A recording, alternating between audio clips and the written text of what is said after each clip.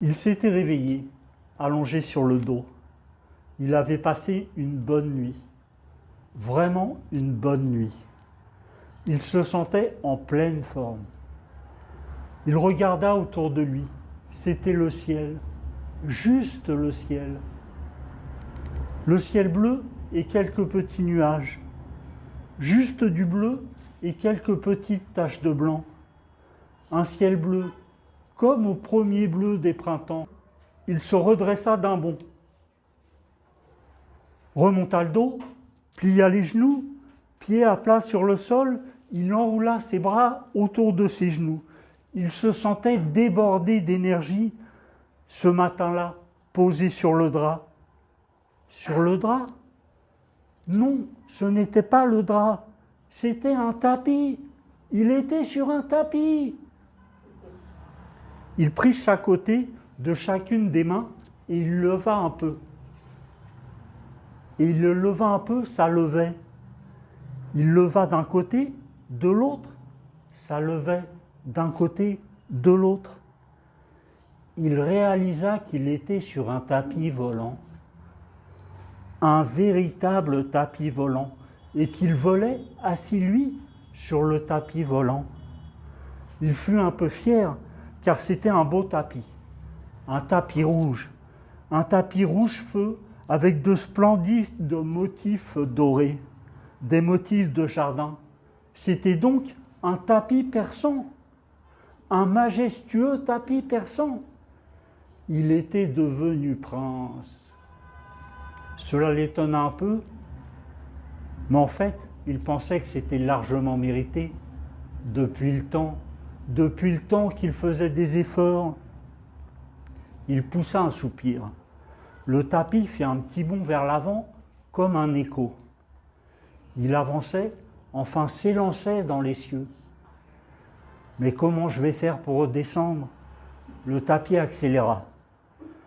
Ben merde alors! Le tapis fit une brusque cabriole, puis ralentit par à coup. Mais qu'est-ce que c'est ce truc? Le tapis repartit à vive allure. Il percuta un nuage. Il se mit à pleuvoir. Il pleuvait, mais pas sur lui, sous lui. Il voyait, il sentait tomber les gouttes d'eau par-dessous le tapis.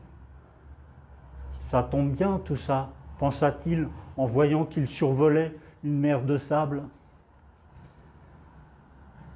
Il se posa la question, est-ce que Dieu existe?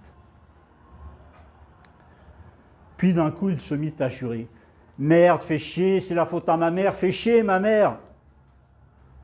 Le tapis s'arrêta net. Pile, il ne bougeait plus. Lui, il ne savait plus trop quoi en penser. Un grand silence. Pas un bruit. Pas de gazouillis d'oiseaux. Pas de son d'avion, de machine au loin. Aucune voix d'humain. Rien. Le silence. Il était un peu perdu au milieu de tout ce silence. Le tapis pivota tout doucement et tourna d'abord lentement vers la droite, de manière circulaire, comme peut le faire une imposante machine à vitesse réduite.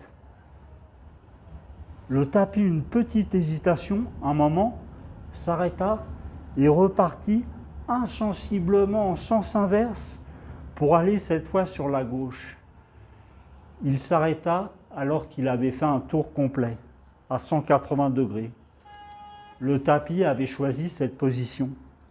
Lui, il avait désormais la tête en bas et il était assis sur le tapis en haut, juste au-dessus de lui.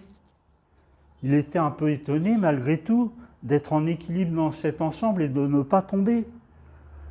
Il ferma les yeux, il respira, lentement, reposé, en paix. Le tapis partit vers l'arrière dans un démarrage fort rapide, comme le font les tramways parfois, ou mieux encore, comme au départ d'un véhicule de fête foraine ou de manège de parc d'attractions qui donne parfois mal au cœur. Lui, il resta les yeux fermés. Pour lui, c'était bien. Il était bien, vraiment bien, et c'était la première fois de sa vie qu'il vivait aussi bien.